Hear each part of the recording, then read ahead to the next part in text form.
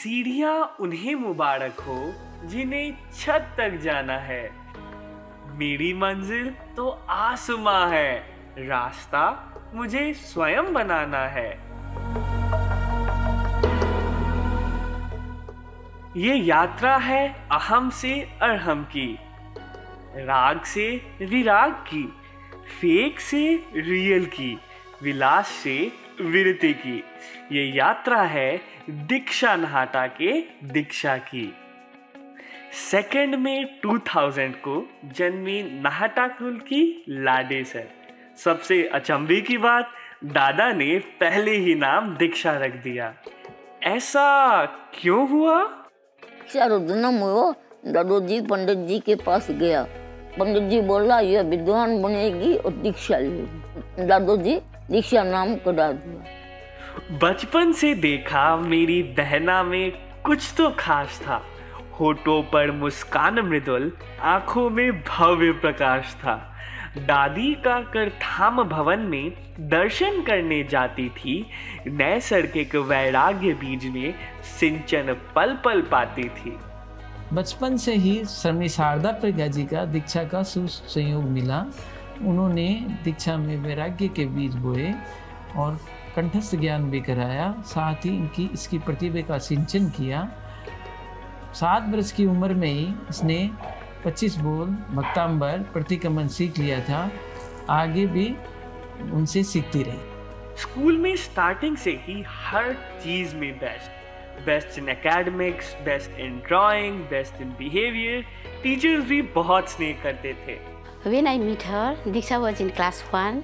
She was very quiet, cheerful and obedient student. Actually, Diksha was little different from other children. दीक्षा हमारे विराटनगर ज्ञानशाला की नियमित विद्यार्थी रही है। वो बचपन से ही मेधावी एवं संस्कारी बालिका के रूप में थी हमारे ज्ञानशाला में। लेकिन कहीं ना कहीं कुछ कमी थी, प्रश्न था, संशय था कि शायद जो भी दिख रहा है वो सब तो बनावटी ही है। और तब ये जिज्ञासा थी जीवन के रहस्यों की, जीवन के गहराइयों की, जीवन के सत्य की, अपने अस्तित्व की। दीक्षा शुरू से ही बहुत क्लियर थी अपने गोल में एंड उसको पता था कि उसको एट द एंड क्या करना है। एंड वो चीज़ मेरे को हमेशा याद रहेगा। जिस हिसाब से वो डिवोटेड थी अपने रिलीजन को लेकर, I am very proud of her. वैराग्य कैसे हुआ? पहली बार दीक्षा की भावना कब आई? ये पूछो कब नहीं आई। नाम भी दीक्षा था तो सहज ही सभी पूछते कि दीक्षा लोगी क्या, तो इसने मना कभी नहीं किया और इसके सामने दूसरा विकल्प भी कभी नहीं आया। मैं समझ चुकी थी कि मुझे दीक्षा क्यों लेनी है। दीक्षा लेनी है ये तो बचपन से ही डिसाइडेड था, लेकिन जैसे जैसे बड़ी हुई मैंने चीज़ों को समझा, दुनिया को एनालाइज किया, कर्म की फिलॉसफी को समझा, तो मुझे समझ में आ चुका था कि मेरा हित कहाँ है, मेरा बेनिफिट कहाँ है। तो तब तो एकदम दिमाग में क्लैरिटी थी कि मुझे दीक्षा ही लेनी है। लेकिन इसमें एक बड़ा चैलेंज था, मम्मी पापा और भाई की आज्ञा। 1 मिनट, तुम्हारी आज्ञा किसको चाहिए थी? ऐसे कैसे नहीं चाहिए मेरी आज्ञा? तुम रहने दो एक बार। पर पापा का स्पष्ट कहना था, पक्की शर्त थी कि जब तक 20 साल के नहीं होते तब तक मैच्योरिटी नहीं आती, इसीलिए 20 साल तक तो तुम दीक्षा का नाम ही मत लेना। जब 9 साल की थी तब इसने घी को छोड़ दिया था। तो इसने कहा कि मुझे गुरुदेव के दर्शन कराएंगे तभी मैं घी खाऊंगी। तो हम लोगों ने इसको लेके विदासर के मर्यादा मौसम में गए, गुरुदेव का दर्शन कराया। तो गुरुदेव ने फरमाया, आचार्य महाप्रज्ञ जी ने फरमाया कि इसको दे दो। तब ये इसके आँख लाल हो गए। तो मैंने फिर गुरुदेव को कहा कि अभी तो ये छोटी है, बड़ी होगी तो दे दूंगा।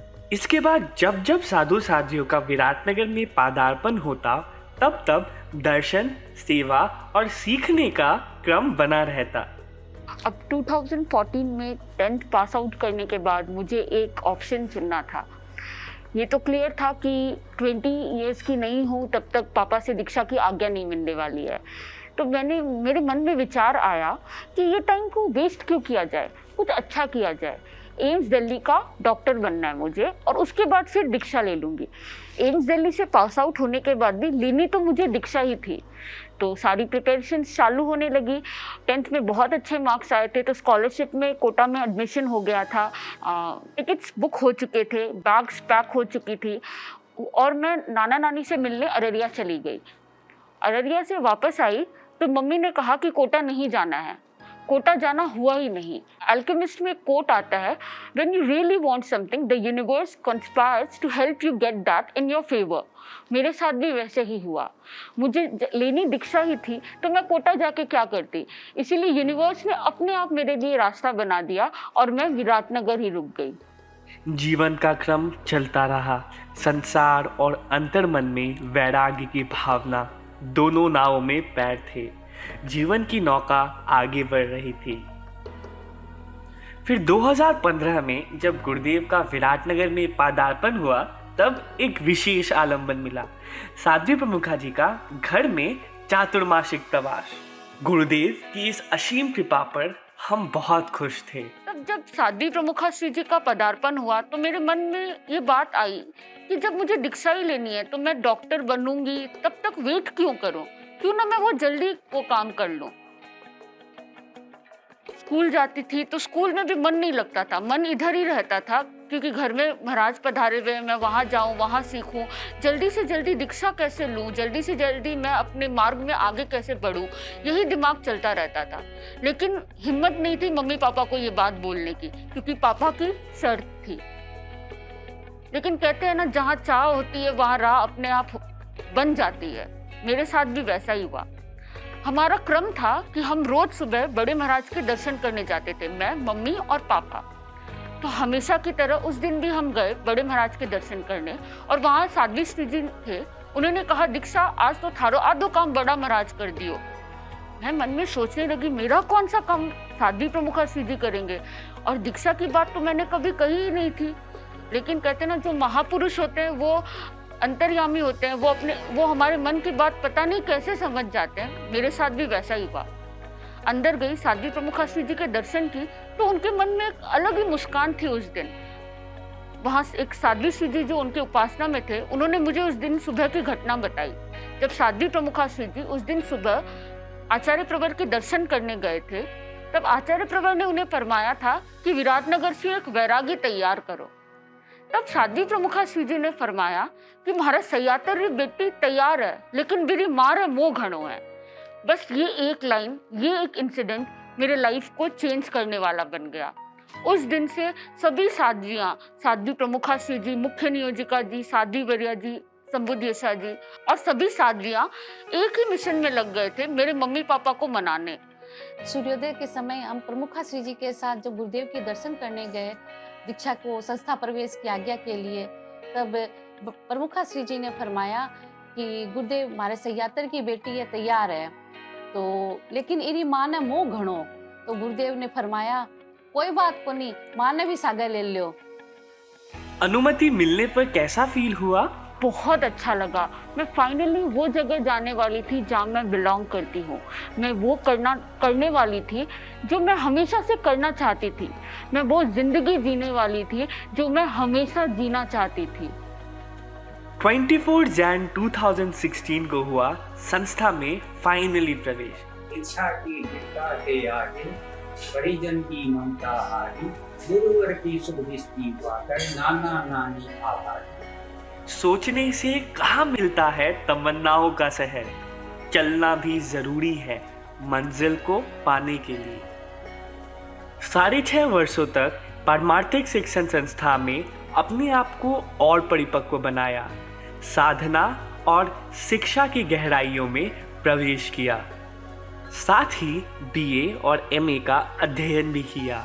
संस्था का एक्सपीरियंस बहुत ही लिबरेटिंग, एक्सेलरेटिंग, ब्लिसफुल, और कैसे कहूँ, मैं कह नहीं सकती, I don't have words for that. मैं लगभग 6.25 साल संस्था में रही, और फर्स्ट डे से ही मुझे लगा कि दुनिया में अगर कहीं जन्नत है तो वो यही पारमार्थिक शिक्षण संस्था में है। जन्नत ही क्यों कहूँ, अगर मोक्ष के बाद अगर कोई दूसरी ऐसी ब्लिसफुल प्लेस अगर दुनिया में है तो वो पारमार्थिक शिक्षण संस्था ही थी।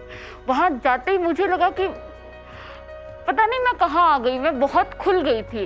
वो मटीरियलिस्टिक, वो फेक दुनिया पीछे छूट गई थी और सामने आ रहा था ब्यूटीफुल रियलिटी, सामने आ रहा था। महानायक जिनके कुशल पथदर्शन में ये पथिक मंजिल की ओर अग्रसर हैं। वो मुमुक्षु बाइयां वो परिचय दे रही थी, कल वो दीक्षार्थियों का परिचय दे रही थी, तो परिचय भी ऐसे भाषण अच्छा बोल रही थी, परिचय देने का तरीका भी यहाँ अच्छा आया, सुंदर तरीका था। तो दो ने से दिया होगा अपने, तो वो सिस्टम अच्छे सिस्टम से परिचय दे दिया। परिवार में 2 और दीक्षाएं हुई। इकलौती बुआ के 2 बच्चों में दीक्षा लिया, गुंजन सिंह जी एवं ऋजु प्रज्ञ जी। 7 फरवरी 2022 माघ सुदी 7वीं के दिन गुरुदेव ने महती कृपा कर दीक्षा का आदेश दिया। भाद्रव शुक्ला चतुर्दशी 9 सितंबर 2022 दीक्षा समारोह प्रारंभ का समय करीब 9 बजे से। तो मुमुक्षु दीक्षा नाहटा को 9 सितंबर 2022 वाले दीक्षा समारोह में साध्वी दीक्षा देने का लाभ है। साध्वी प्रतिक्रमण नहीं सीखा हो तो सीख लेना, प्रयास करो। इस लंबी यात्रा का अब अंततः अंत होने जा रहा है, लेकिन हर अंत में छुपी होती है एक शुरुआत, या यूं कहें कि एक विशाल यात्रा की पुनः शुरुआत होने वाली है। यात्रा प्रैक्टिस से परफॉर्मेंस की, विचार से वास्तविकता की, आकांक्षा से आराधना की, मुमुक्षु से साध्वी की। घर की याद नहीं आएगी?